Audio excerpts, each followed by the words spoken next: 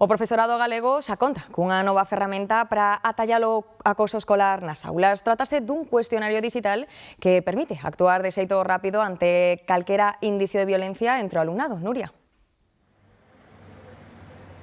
Así é, Antía, trátase dunha ferramenta que está dispoñible dende hoxe mesmo e que permite aos docentes avaliar o estado de convivencia dun centro ou dun aula, en concreto ante a sospeita dun posible caso de acoso. Funciona a partir de enquisas completamente confidenciais, completamente anónimas, a partir das cales se extraen datos que permiten facer unha radiografía exacta de cada aula e detectar de xeito temperán posibles conflictos, posibles casos de acoso. De feito, ese é precisamente o seu obxectivo, detectar, atallar de xeito prematuro estes casos e evitar que vayan a máis. Está dispoñible para os últimos cursos de primaria, quinto e sexto, secundaria, bacharelato e tamén a formación profesional.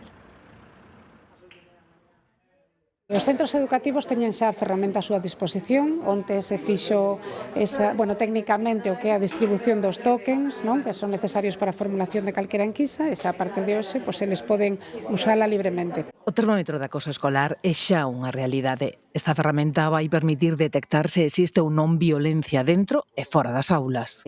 Inconscientemente os nenos fan cousiñas que, se non se atallan a tempo, poden derivar en problemas de acoso. Por iso é importante identificar sinais de alarma. Trátase dun cuestionario digital que permitirá avaliar o clima de convivencia nos centros escolares ante un indicio de acoso. Simplemente é un cuestionario totalmente anónimo no que o alumnado único que ten que inserir son uns códigos de un só uso que lle facilita o propio centro educativo e comeza o cuestionario.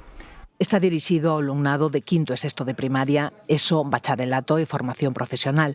Pódese contestar en apenas 10 minutos. As preguntas son deste tipo de cousas que acontecen nos centros, pois si recibo alcumes, insultos ou burlas, ou si me obrigan a facer cousas que eu non quero facer. Con estas preguntas poden identificar posibles vítimas, espectadores ou persoas que exercen tanto acoso físico como a través de internet e de redes sociais. O termómetro contra o acoso enmárcase nun plan integral con outras accións xa en marcha, como son os puntos laranxa, caixas de correo para que o alumnado poida realizar denuncias anónimas. O obxectivo final é que os centros escolares sexan espazos seguros e libres de calquera violencia.